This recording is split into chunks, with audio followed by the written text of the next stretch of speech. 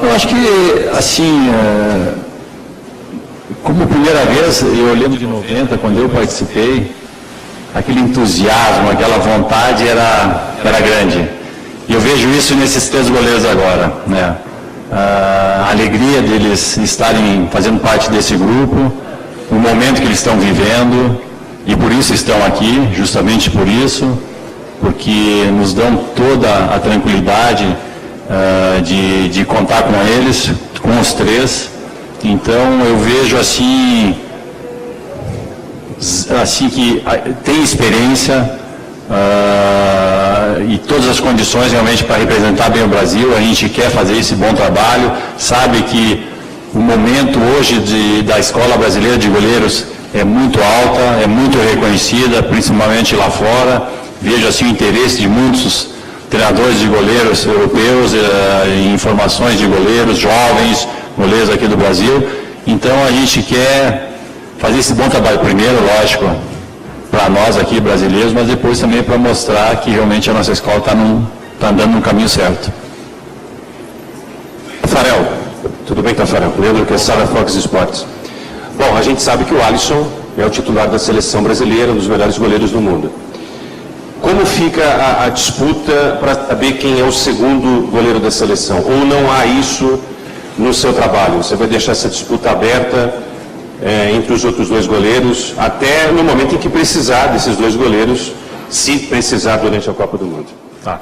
Não, isso é até uma questão assim que na definição final é sempre o Tite que define. Mas a princípio, assim, quando foi feita a convocação e quando o Tite sempre declarou que tinha uma quantidade de jogadores certo para a Copa, o Alisson e o Ederson sempre estavam nessa lista certa. Então, consequentemente, seria o primeiro e o segundo, já que o Alisson vinha jogando. O Cássio se juntou a esse grupo, mas isso não quer dizer que chega aqui como terceiro e não pode ser um primeiro. Isso tudo depende do trabalho, da continuidade, daquilo que eles vão produzir aqui dentro, do trabalho. É lógico que o Alisson, pela sequência de jogos que fez, pelo trabalho que vem fazendo na Roma, por tudo aquilo que ele vem apresentando e crescendo bastante, como tu falou, acho hoje que ele está entre os melhores goleiros do mundo, com certeza. Ele teve um crescimento grandíssimo, nós sabíamos já desse crescimento, por isso apostamos muito nele, quando ainda ele não estava titular na Roma. Isso ele é muito agradecido a essa comissão, justamente por a gente acreditar nesse potencial dele. Vai ter essa vantagem de repente ser considerado titular, mas depende dele mostrar isso até a nossa estreia na Copa. Alô, Tafarel, aqui na sua direita, Gustavo Hoffmann, ESPN. Na sua opinião, quem é o melhor goleiro do mundo na atualidade? Um pouco difícil, porque até um tempo atrás a gente falava muito do Neuer, né? Que era uma referência. Depois da Copa do Mundo de 2014, realmente ele mostrou um potencial grandíssimo, uma linha a ser seguida pelos demais goleiros, né? Machucou. O Alisson, eu acho que está entrando nessa mesma linha, nesse tipo de jogo, segurança, jogo perfeito com os pés. Eu vejo o Alisson assim, tá muito próximo desse ideal de goleiro, né? Acho que o goleiro da Espanha também, o De Gea, é um bom goleiro, é um goleiro que tranquilo, gosto muito desse estilo dele. Mas eu acho que na Copa do Mundo a gente vai poder assim ter uma ideia geral de quem pode ser o melhor ou não. Eu acho que na Copa passada o Neuer mostrou realmente que naquele momento ele era o melhor, né? Tafarel, o Wellington Campos, Rádio Itatiaia, aqui à sua frente, tudo bem? Deixa eu mexer um pouquinho na história contigo. Em 82, muita gente não perdoou o Tele por não levar o Raul, que vivia o seu melhor momento, um dos seus melhores momentos, um dos grandes goleiros. E ele está te vendo agora na concentração e ouvindo a gente lá no Cruzeiro, que joga hoje com a equipe do Racing. O que a gente fala para o Fábio, que tanta gente gostaria de vê-lo, ter pelo menos uma chance na seleção brasileira, sem qualquer tipo de cobrança, por que ele não foi convocado? Apenas uma menção, por favor. Eu acho que tinham goleiros assim no momento mais preparados do que ele para vir para a seleção. e tiveram uma sequência, né? Isso não quer dizer que o goleiro não seja bom, ou que um outro jogador que não esteja aqui nesse grupo não seja bom, né? Mas de repente vive num momento em que o outro jogador da posição está na frente, né? Está um passo à frente. Não vejo assim que isso faz com que o jogador caia, pô, não tô nessa lista, não sou um bom jogador, não. Felizmente acontece, né, cara? Acontece assim, às vezes, a gente vê muitos exemplos no passado, assim, de jogadores que a gente dizia, pô, esse cara podia estar numa seleção brasileira, mas não teve, não veio. Não quer dizer que... Eu acho assim que... Porque às vezes a gente não quer falar francamente assim as coisas, né? Não quer ser muito sincero, mas acho que tem goleiros melhores do que ele para estarem aqui. E os que estão aqui, eu vejo que estão mais preparados do que ele. Tafarel. Ivan Drago, Rádio Transamérica, aqui no meio. Tafarel, você é um dos mais experientes em Copas do Mundo nessa comissão técnica.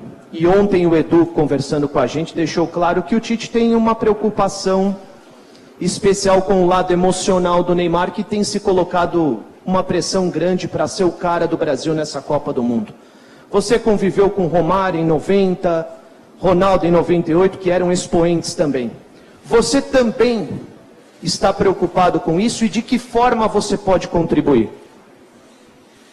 Bom, eu vejo assim, primeiro que o Neymar vem tendo um crescimento assim mental, psicológico muito grande, né? Desde que eu conheci o Neymar aqui dentro, eu vejo que ele também cresceu muito, né? Eu acho que vocês também perceberam isso, né? E eu acho que todo atacante, sempre, como tu, né, citou, Ronaldo, ou mais, são diferentes, né? São especiais, né? E a gente tem que deixar um pouco essa coisa de ele ser especial mesmo, né? Mas é um cara assim que muito descontraído, muito alegre, muito feliz, não precisa de ajuda minha nenhuma. A gente convive muito bem aqui dentro, ele realmente vejo que tem um relacionamento com os jogadores fantástico. Então é um cara que, além dessa genialidade dele, ele com essa forma de viver alegre, espontânea, ele ajuda muita gente aqui. Tafarel, aqui, do outro lado. Dácio do UOL, boa tarde. Eu queria que você falasse, por favor, a respeito da questão da experiência ainda. Qual a diferença entre o Tafarel que brilhou tanto em 94 e 98 para o Tafarel que estreava em Copas em 90? Se você pudesse dizer o que você evoluiu dentro desse período, já que agora temos goleiros novatos em mundiais. Sempre tem uma evolução, sempre tem uma maneira diferente, talvez, de jogar. Eu lembro que em 90 eu tinha 24 anos, né? Mas eu tinha uma vontade muito grande, sabe? A sensação é que eu podia passar por cima da trave, assim, que tudo eu podia, né? Já em 94 começa a pensar um pouquinho mais, começa a avaliar um pouco a situação, talvez um pouco a experiência, né? Tu vai um pouco mais pelo atalho, né? Eu acredito que é um processo natural do jogador, né? Eu vejo os nossos goleiros assim, importante de tudo que estão bem, e por isso estão hoje aqui nessa seleção brasileira. Mas eu vejo um entusiasmo muito grande, né? Eu acho que isso é fundamental na Copa do Mundo. Chegar aqui e realmente estar alegre, entrar em campo solto, descontraído. E isso aí que é fundamental, né? Esse crescimento vai ter durante a Copa do Mundo. E eu estou muito tranquilo, muito feliz. Sei o que eles podem render. Então a gente vai trabalhar muito para ajudá-los a sempre melhorarem aqui dentro. Tafarel, Rogério, boa tarde. Zé Alberto, Rádio Gaúcha. A questão de jogar com os pés, tu falasse que o Alisson evoluiu nisso. Até que ponto a gente vai poder ver ainda mais intensidade no trabalho do goleiro com os pés, no maneira de jogar com o Tite? Vocês estabeleceram para a Copa algo mais intenso, seja do Alisson, e como é que vocês veem o equilíbrio, os outros dois goleiros, qual é a habilidade que eles têm? Como é que vocês trabalham esse lado também para que eles se tornem peças importantes taticamente no time brasileiro?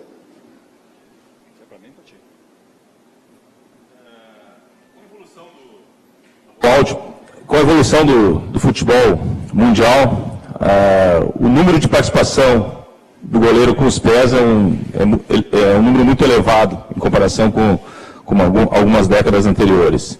Então, enquanto antigamente o goleiro tinha que bater um tiro de meta, fazer uma reposição de voleio, Hoje em dia o goleiro é acionado muito com bolas recuadas, com passes curtos, de média e longa distância. Então, a gente organiza treinamentos junto com o Taffarel em que a gente possa inserir o goleiro no trabalho que o Tite utiliza bastante, o goleiro com os pés, a gente possa desenvolver treinamentos que ele possa exercer com qualidade, passe curto, passe longo, passe médio, passe em velocidade, com seus defensores, com os meio-campistas. Então, a gente procura desenvolver essa técnica através do treinamento do dia a dia junto com o Taffarel. Taffarel, aqui no meio, Monique Danello, do Esporte Interativo. Queria voltar a falar um pouquinho sobre o Alisson. Ele que quando chegou na Roma, você mesmo já disse, né, teve uma temporada um pouco mais difícil, nem tantas oportunidades, e agora nessa temporada ele conseguiu se firmar a ponto de estar sendo especulado no Real Madrid, no Liverpool. Eu queria que você falasse um pouco sobre esse processo de amadurecimento, de evolução do Alisson, não só na Roma, mas aqui na seleção, e o que foi fundamental para que nesse período, desde ainda do Dunga, ele conseguisse se manter por tanto tempo como titular. Não, o Alisson, a sua grande força, a sua grande característica é a sua personalidade, né? E eu acho que justamente isso que ajudou ele bastante a superar essa dificuldade de chegar na Roma, de sair do Internacional como um titular, que jogava sempre, como um titular da seleção brasileira, e chegar lá e ficar no banco de reserva, né? Talvez no início não tenha sido difícil, né? Porque a gente acabou conversando bastante sobre isso.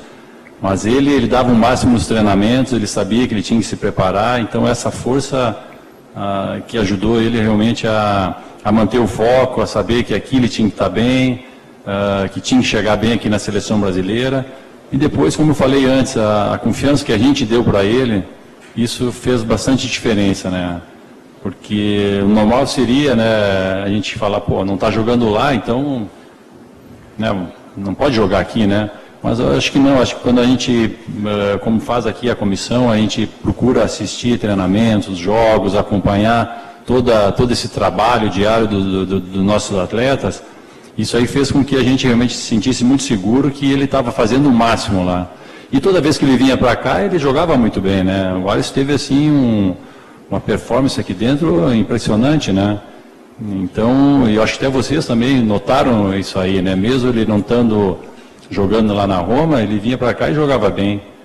Agora, lógico, jogando, isso aí fez com que até os italianos lá, né, reconhecessem esse grande potencial dele, foi o grande destaque da Roma nessa temporada, e isso aí, lógico, facilita, né, mas em nada mudou na cabeça dele, ele continua sendo o mesmo jogador de sempre, com o pé no chão, mesmo em cima dessas especulações de que Real Madrid estivesse interessado, o Liverpool, a gente hoje ouve muitas essas coisas, mas ele tem uma cabeça tão boa que isso aí não afeta, não abala, não fala nada, não se empolga.